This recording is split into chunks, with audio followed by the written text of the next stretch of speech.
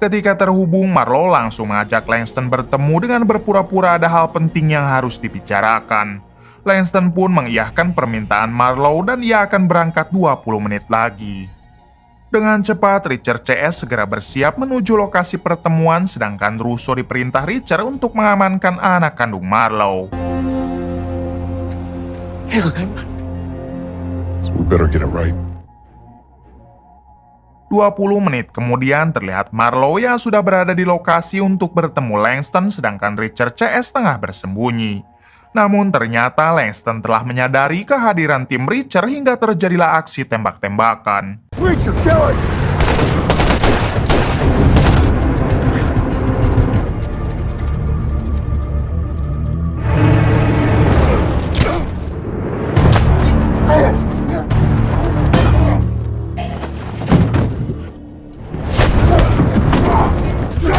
Di sini Richard berhasil menghabisi beberapa anak buah Langston, namun Langston sendiri berhasil kabur dengan dijemput menggunakan helikopter. Di balik itu, ketika Russo di perjalanan untuk mengamankan anak Marlowe, tiba-tiba ia berpapasan dengan ajudan Langston dan si ajudan langsung mengejar Russo. Di tengah pengejaran, Russo menghubungi Nikki untuk meminta bantuan kepadanya dan Nikki pun segera berangkat untuk membantu Russo. Di suatu kesempatan, Russo nekat turun dari mobil untuk menghadapi si ajudan Langston yang terus mengejarnya.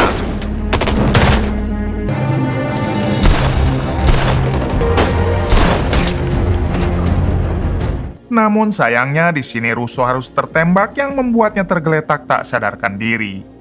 Setelah itu, si ajudan berniat akan membawa anak Marlowe pergi, tapi bersamaan dengan itu, Nikki datang dan langsung menabrak si ajudan Langston tersebut. It's not always fair, kid. Kemudian Nikki mendekati Russo yang tertembak, tapi ketika dicek, ternyata Russo sudah tidak bernyawa.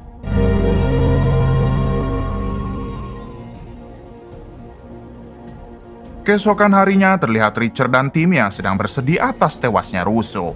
Namun di waktu yang sama, Richard berhasil membuka berkas milik Russo yang isinya bertuliskan jika atasan Russo telah disogok oleh Langston agar pihak kepolisian berhenti memburu Adrian dan tidak ikut campur.